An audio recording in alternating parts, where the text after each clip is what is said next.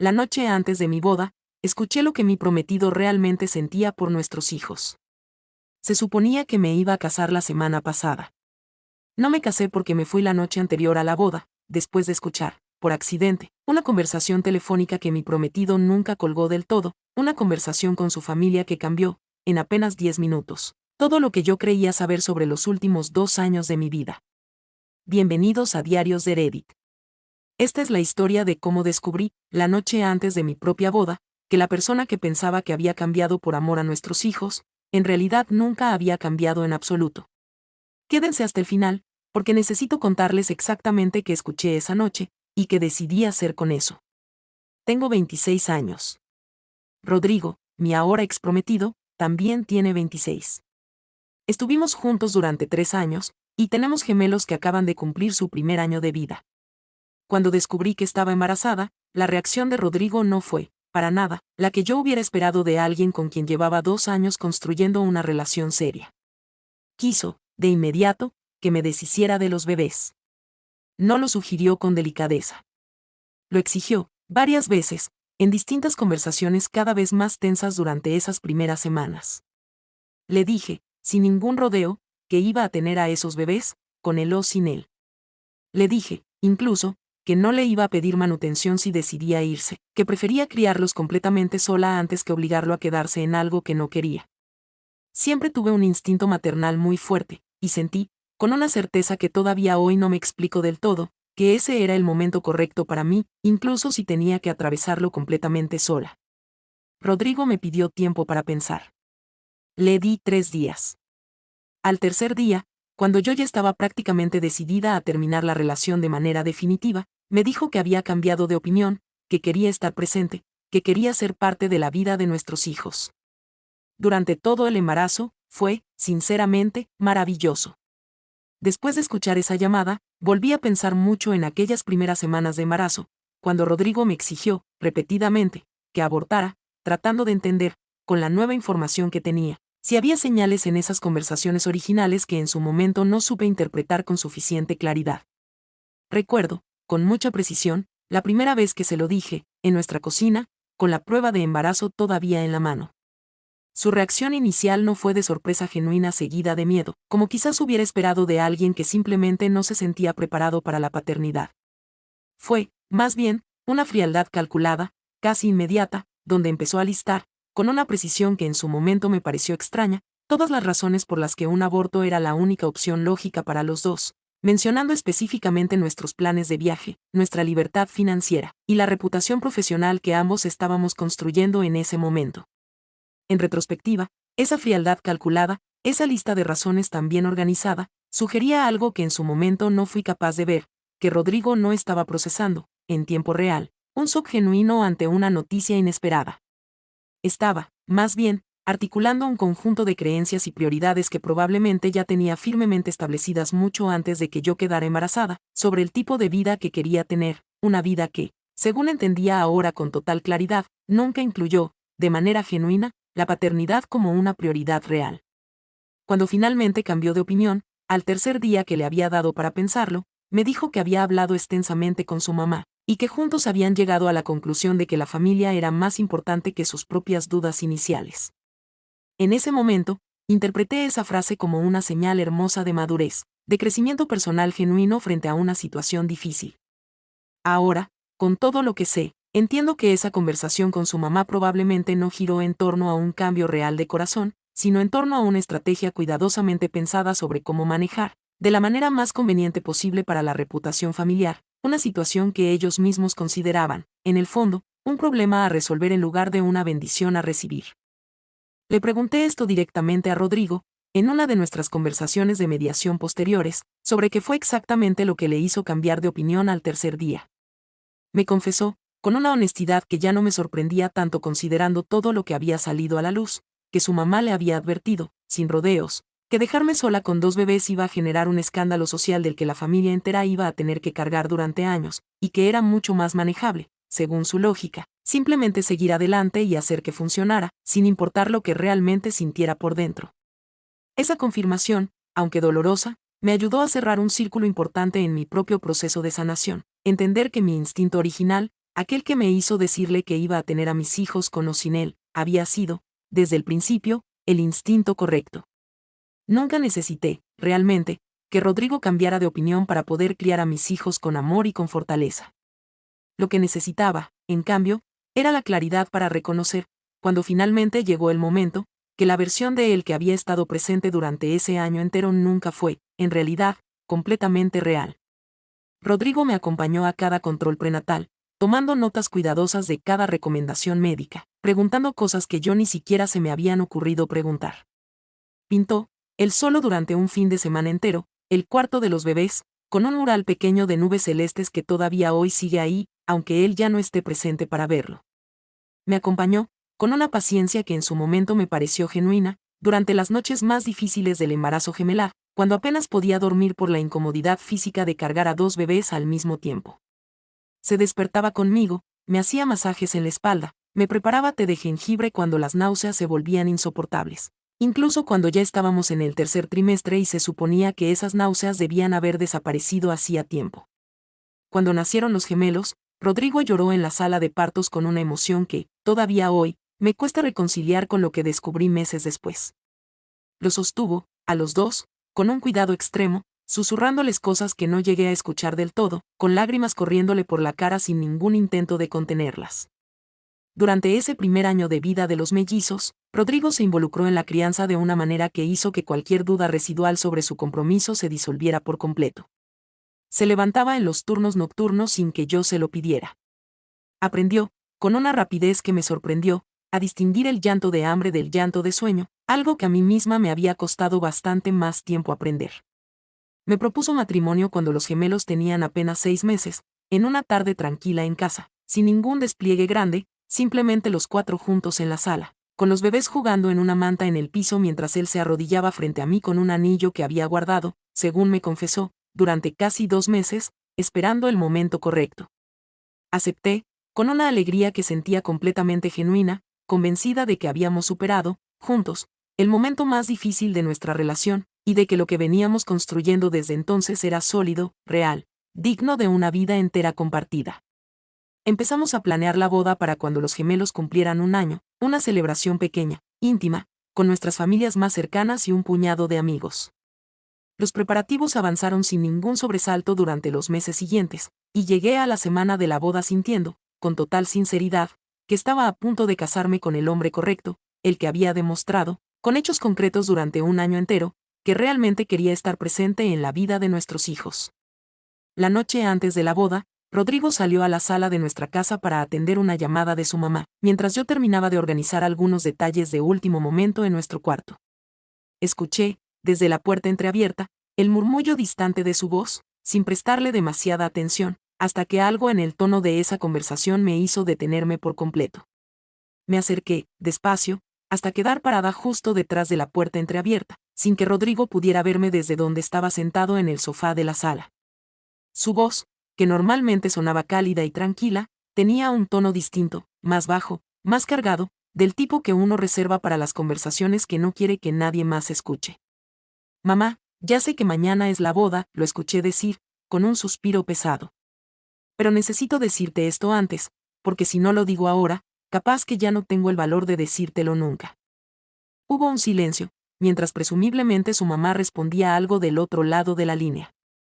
Sentí que se me helaba la sangre, sin saber todavía hacia dónde iba esa conversación, pero con una certeza física, instintiva, de que lo que venía a continuación no iba a ser nada bueno. Sigo sin quererlos, continuó Rodrigo, con una voz que se quebraba levemente. A los gemelos.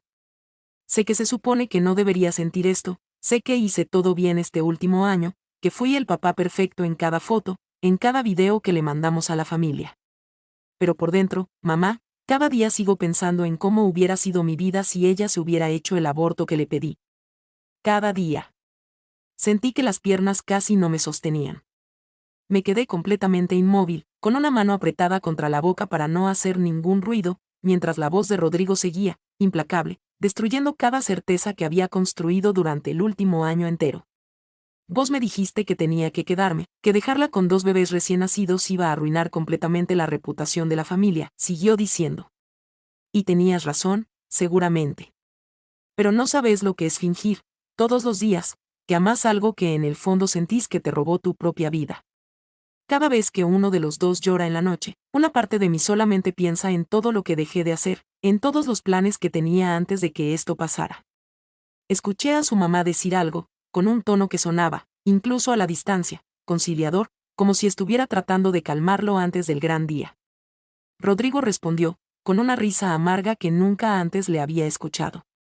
Ya sé, mañana tengo que sonreír, decir mis votos, actuar como si esto fuera lo que siempre quise. Y lo voy a hacer, porque no me queda otra opción a esta altura. Pero necesitaba decírtelo a alguien, aunque sea una sola vez, antes de tener que actuar frente a todos mañana como si fuera el papá más feliz del mundo. Me quedé parada ahí, detrás de esa puerta, con el corazón latiéndome tan fuerte que temía que él pudiera escucharlo desde la sala. Cada palabra que acababa de escuchar reorganizaba, de golpe, cada recuerdo del último año entero, el mural de nubes celestes, las noches sin dormir acompañándome, las lágrimas en la sala de partos.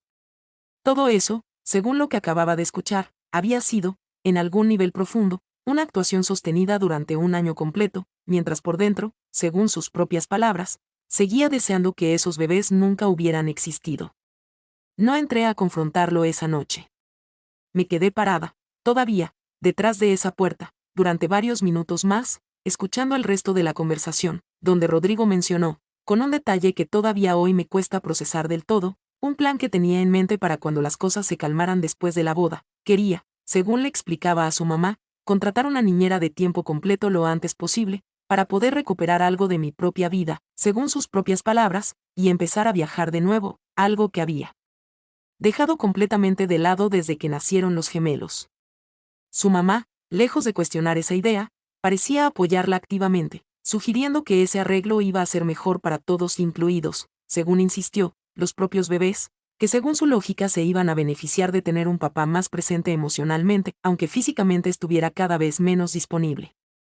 Escuchar eso terminó de confirmarme algo que ya sospechaba, con una claridad devastadora, desde el momento en que Rodrigo había mencionado el aborto, que su transformación durante el embarazo y durante ese primer año de vida de los gemelos no había sido, en absoluto, un cambio genuino de corazón. Había sido, más bien, una actuación cuidadosamente sostenida, presumiblemente con la complicidad activa de su propia mamá, motivada, según entendí en ese momento, por la preocupación de cómo se vería, frente a la familia y frente a la sociedad, que abandonara a una mujer embarazada de gemelos.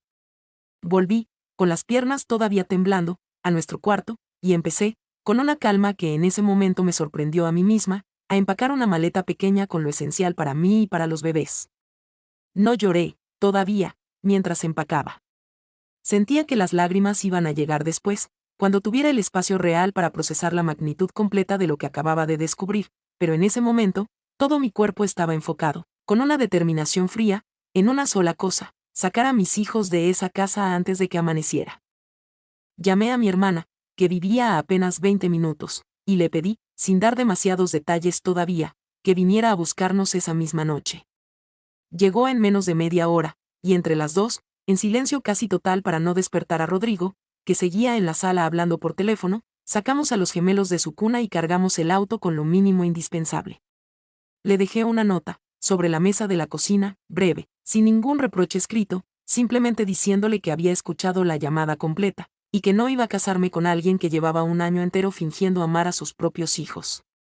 Salimos de esa casa apenas unas horas antes del amanecer, con los gemelos todavía dormidos en sus sillitas del auto, sin ninguna idea clara de qué iba a pasar en las siguientes horas. Cuando Rodrigo se despertara y encontrara la nota, cuando los invitados empezaran a llegar al salón que habíamos alquilado para una boda que ya no iba a suceder. Rodrigo me llamó, según me contó mi hermana que revisó mi teléfono por mí esa mañana porque yo no tenía fuerzas para hacerlo, 23 veces antes del mediodía. Le pedí a mi hermana que le respondiera, una sola vez, diciéndole que estaba bien, que los bebés estaban bien, y que necesitaba tiempo antes de tener cualquier tipo de conversación con él. Los mensajes que dejó, según me mostró mi hermana días después cuando finalmente sentí que tenía la fuerza emocional para leerlos, oscilaban entre una desesperación aparentemente genuina y una serie de explicaciones que, considerando lo que había escuchado con mis propios oídos la noche anterior, sonaban completamente vacías. Decía que se había expresado mal con su mamá, que estaba nervioso por la boda y había exagerado sentimientos que en realidad no sentía con esa intensidad, que amaba genuinamente a nuestros hijos y que cualquier otra cosa que hubiera dicho por teléfono había sido, según insistía, un momento de debilidad pasajera sin ningún reflejo real de lo que sentía en su corazón. No le creí ni una sola palabra. Había algo en el tono con el que había hablado esa noche, en la fluidez con la que había descrito su plan de contratar una niñera de tiempo completo para recuperar su propia vida, que no sonaba, para nada, a un desahogo momentáneo de nervios prematrimoniales. Sonaba, más bien, a algo que había estado pensando, y probablemente hablando con su mamá, durante mucho tiempo, quizás incluso desde antes del nacimiento de los gemelos. Los invitados a la boda, según me contó después mi hermana, empezaron a llegar al salón esa tarde sin saber, todavía, que la celebración había sido cancelada. Rodrigo, según entendí, tuvo que pararse frente a todos, incluida su propia familia, y explicar, con la vergüenza pública más grande de toda su vida, que yo me había ido esa misma noche, sin dar más detalles de los que él mismo estaba dispuesto a compartir sobre las razones reales detrás de esa decisión. Su mamá me llamó, unos días después, con un tono que oscilaba entre la súplica y una indignación apenas disimulada, pidiéndome que reconsiderara, argumentando que Rodrigo había cometido un error de comunicación, que todos los hombres, según insistía, sienten dudas antes de una boda, y que no debía destruir una familia entera por una llamada mal interpretada. Le respondí, con una calma que no sabía que todavía tenía dentro de mí después de todo lo que había pasado, que no había interpretado mal absolutamente nada. Le repetí, palabra por palabra, lo que había escuchado esa noche, incluyendo la parte donde ella misma le sugería a Rodrigo que contratara una niñera de tiempo completo para poder recuperar su propia vida. Se quedó en silencio, del otro lado de la línea, durante un largo rato, antes de colgar sin decir una palabra más. Quiero contar sobre una conversación que tuve, casi 2 meses después de aquella noche, con mi mejor amiga Lucía, que había sido testigo cercano de toda mi relación con Rodrigo desde el principio, incluyendo el momento inicial en que me exigió que abortara. Nos sentamos, una tarde, a tomar café mientras los gemelos dormían la siesta en casa de mi hermana, y le pregunté, con una necesidad genuina de entender, si ella había notado alguna señal, durante ese año, de que la transformación de Rodrigo pudiera no ser del todo genuina. Necesitaba, en ese momento, entender si había alguna manera en que yo misma podría haber detectado antes lo que estaba pasando, o si realmente había sido una actuación tan perfecta que resultaba imposible de percibir desde afuera. Lucía se quedó pensando un largo rato antes de responder, con la honestidad que solamente una amistad de muchos años permite. Me dijo que, en retrospectiva, si recordaba un par de momentos específicos que en su momento le habían generado una sensación extraña, aunque nunca lo suficientemente fuerte como para mencionármelo directamente, principalmente porque no quería sembrar dudas innecesarias en un momento en que yo parecía genuinamente feliz. Me contó, por ejemplo, sobre una cena de cumpleaños, apenas 2 meses antes de la boda, donde Rodrigo había hecho un comentario, entre risas, sobre la vida que hubiera tenido si las cosas hubieran sido distintas. Un comentario que en el momento pareció una broma inocente sobre los sacrificios normales de la paternidad, pero que, según Lucía, tenía un tono que en ese momento le pareció ligeramente fuera de lugar, aunque no supo, en ese momento, identificar exactamente por qué. También me recordó una conversación telefónica que había escuchado, de pasada, entre Rodrigo y su mamá, unos meses atrás, donde ella había captado fragmentos sueltos sobre aguantar hasta la boda, sin entender, en ese momento, el contexto completo de esa frase, asumiendo, en su momento, que se refería simplemente al estrés lógico de organizar una boda con 2 bebés pequeños de por medio. Escuchar estos detalles no me generó, extrañamente, la culpa que hubiera esperado sentir por no haberlos notado yo misma. Me generó, en cambio, una confirmación adicional de la sofisticación con la que Rodrigo, presumiblemente con la ayuda activa de su mamá, había logrado sostener esa actuación durante tanto tiempo, ocultando las grietas incluso de las personas más cercanas a mí, no solamente de mí misma. Le pregunté a Lucía por qué nunca me había mencionado nada de esto antes.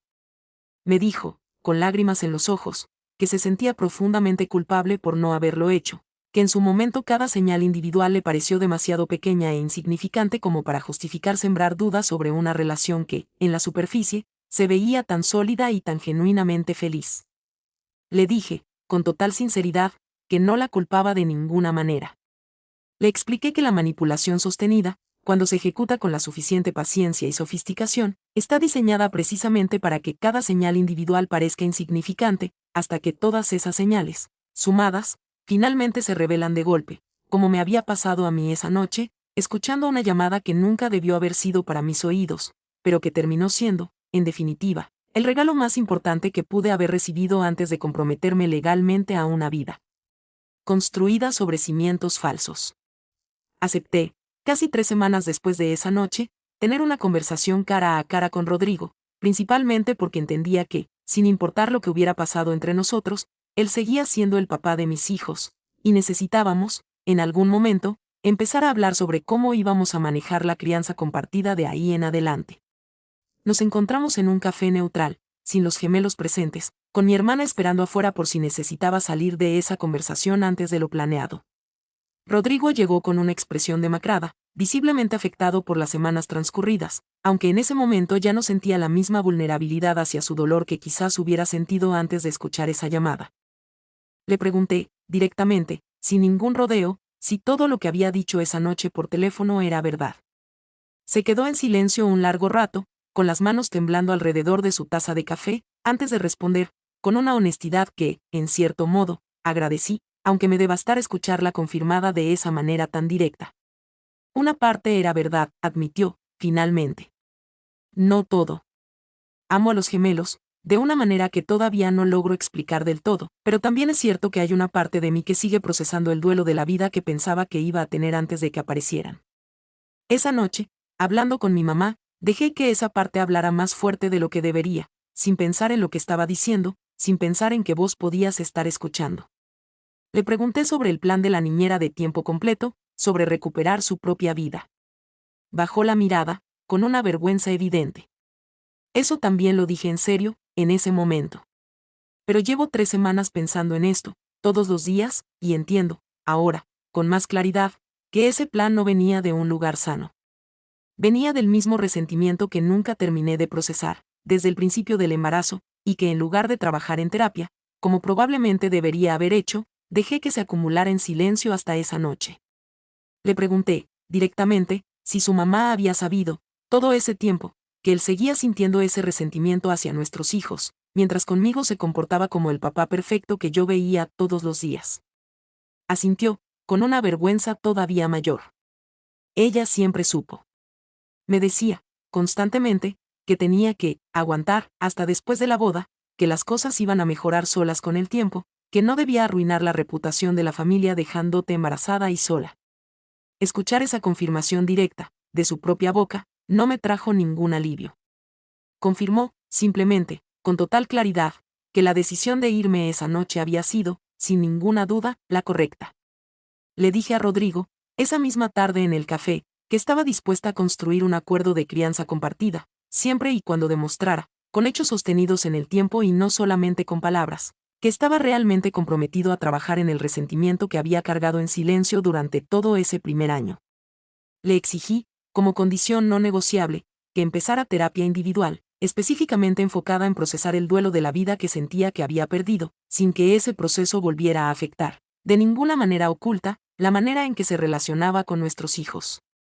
Rodrigo aceptó, sin ninguna resistencia, empezando terapia esa misma semana, con un psicólogo especializado en paternidad y ajuste emocional que, según me fue contando en las semanas siguientes, lo estaba ayudando a entender, con más profundidad, de dónde venía realmente ese resentimiento tan profundo, sin que eso significara, de ninguna manera, una excusa válida para lo que había ocultado durante tanto tiempo. Establecimos, con ayuda de un mediador familiar, un régimen de visita supervisado inicialmente, que fue evolucionando, con el paso de los meses, hacia un esquema más regular, siempre con la condición explícita de que cualquier señal de que Rodrigo estuviera repitiendo el mismo patrón de resentimiento oculto iba a significar, de manera inmediata, una revisión completa de ese acuerdo. Con la mamá de Rodrigo, decidí, en cambio, no mantener ningún tipo de contacto significativo. Sentía que su complicidad activa en sostener, durante meses, una mentira tan profunda hacia mí, priorizando la reputación familiar por encima de mi bienestar y el de mis propios hijos, había roto cualquier posibilidad de confianza que pudiera haber existido entre nosotras. Para mí misma, empecé, también, un proceso terapéutico propio, buscando procesar no solamente la traición reciente, sino la sensación devastadora de haber construido, durante un año entero, una realidad completa basada en una actuación que ni siquiera había sospechado. Mi terapeuta me ayudó a entender que confiar en las acciones consistentes de alguien durante un año entero era, en términos generales, una base razonable para la confianza, y que el hecho de haber sido engañada, de manera tan sofisticada y sostenida, no reflejaba, de ninguna manera, una falla en mi propio juicio o en mi capacidad de leer a las personas. Ese proceso terapéutico también me ayudó a procesar algo más profundo, el miedo genuino de que, algún día, tuviera que explicarles a mis hijos, cuando fueran lo suficientemente grandes para entender, por qué sus papás no estaban juntos, sin que esa explicación tuviera que incluir, necesariamente, todos los detalles devastadores de lo que había escuchado esa noche antes de la boda.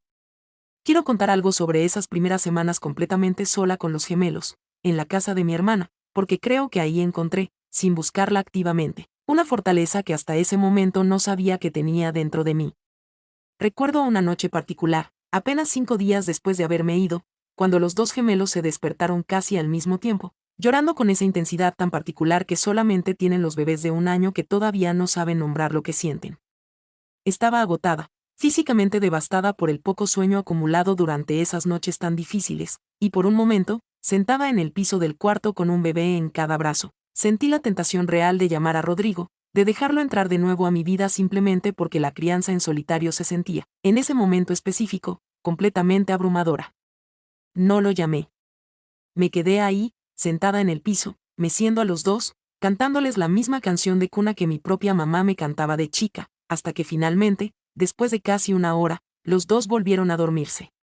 Recuerdo haberme quedado mirándolos, esa noche, con una mezcla de agotamiento físico total y una determinación que se sentía, por primera vez desde que había escuchado esa llamada, completamente sólida. Iba a poder con esto, con o sin Rodrigo, exactamente como le había dicho, meses atrás, cuando descubrí el embarazo por primera vez.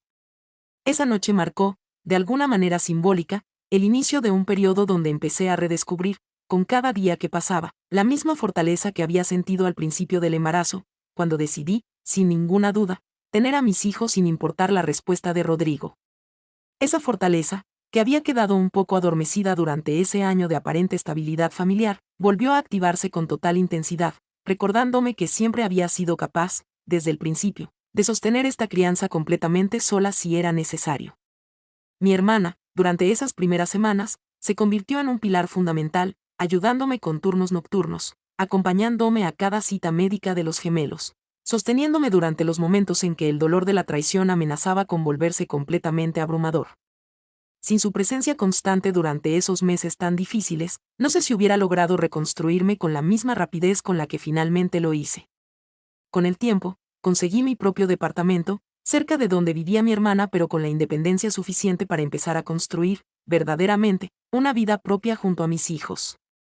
Volví a trabajar, medio tiempo al principio, aumentando gradualmente mis horas a medida que encontraba un equilibrio sostenible entre mi carrera profesional y la crianza de 2 bebés que, a pesar de todo lo difícil que había sido el camino hasta ese punto, seguían siendo, sin ninguna duda, lo mejor que me había pasado en la vida. Hoy, casi 4 meses después de aquella noche en que escuché la llamada que cambió todo, mis gemelos están sanos, felices, y creciendo en un hogar que, aunque no es la familia tradicional que había imaginado cuando me comprometí, se siente genuino y estable de una manera que nunca hubiera podido construir sobre la actuación sostenida que Rodrigo había mantenido durante ese primer año. Con Rodrigo, seguimos construyendo, de a poco, un acuerdo de crianza compartida que, hasta ahora, parece estar funcionando mejor de lo que hubiera esperado. Sigue en terapia, con una consistencia que, honestamente, no esperaba de él considerando lo que había descubierto sobre su capacidad de sostener una actuación durante meses. No sé si algún día voy a confiar completamente en él de nuevo, de la misma manera en que confiaba antes de esa noche, pero sí veo, con cada visita que cumple de manera consistente, con cada sesión de terapia que no cancela, pequeñas señales de un compromiso que, esta vez, parece estar construido sobre algo más sólido que el miedo a la reputación familiar. Pienso, seguido, en lo cerca que estuve de casarme sin nunca haber escuchado esa llamada, de construir toda una vida junto a alguien que, según sus propias palabras, seguía deseando, en algún lugar profundo de su corazón, que mis hijos nunca hubieran nacido. Esa idea todavía me genera escalofríos, no porque hubiera sido necesariamente una vida terrible, sino porque hubiera sido una vida construida sobre una mentira tan profunda que probablemente nunca hubiera salido a la luz de la misma manera tan directa.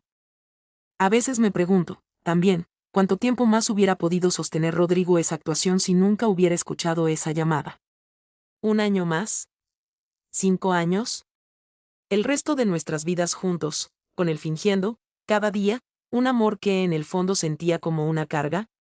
Esa pregunta no tiene una respuesta definitiva, pero pensarla me ayuda a recordar, con mucha claridad, que preferí 1000 veces conocer la verdad devastadora la noche antes de mi boda, que descubrirla, años después, con hijos ya más grandes, con una vida entera construida sobre cimientos que en cualquier momento podían derrumbarse por completo. Estoy agradecida, con una gratitud extraña considerando todo el dolor que atravesé, de que esa llamada haya quedado sin colgar esa noche. Me dio, en el momento más difícil posible, exactamente la información que necesitaba para tomar la decisión correcta, antes de comprometerme legalmente a una vida que, según todo lo que descubrí después, hubiera estado construida sobre cimientos completamente falsos. Mis hijos van a crecer sabiendo, cuando llegue el momento adecuado para contarles, que su mamá tuvo el coraje de irse la noche antes de su propia boda, no por miedo ni por capricho, sino porque escuchó algo que le confirmó, con total claridad, que merecían crecer en un hogar construido sobre la verdad, sin importar cuánto dolor costara, en el momento, tomar esa decisión. Cuando los mire crecer, año tras año, quiero que sepan, sobre todo, que el amor que reciben de mí nunca fue una actuación sostenida por miedo a la reputación o a lo que la gente pudiera pensar. Fue, desde el primer día que supe que existían, una elección genuina, tomada con los ojos completamente abiertos, sin ninguna condición oculta detrás. Esa es, creo, la diferencia más importante entre lo que yo les puedo ofrecer y lo que Rodrigo, durante ese primer año, apenas lograba fingir, un amor que no necesita actuación, porque nunca tuvo nada que esconder. ¿Ustedes qué hubieran hecho en mi lugar, al escuchar una conversación así la noche antes de su propia boda? Cuéntenme en los comentarios, de verdad quiero leer sus opiniones sobre esto. Y si esta historia te dejó tan sin palabras como me dejó a mí vivirla, ya sabes qué hacer, dale like, suscríbete, y activa la campanita, porque en Diarios de Reddit seguimos compartiendo historias reales que a veces son más difíciles de creer que cualquier ficción. Nos vemos en el próximo video.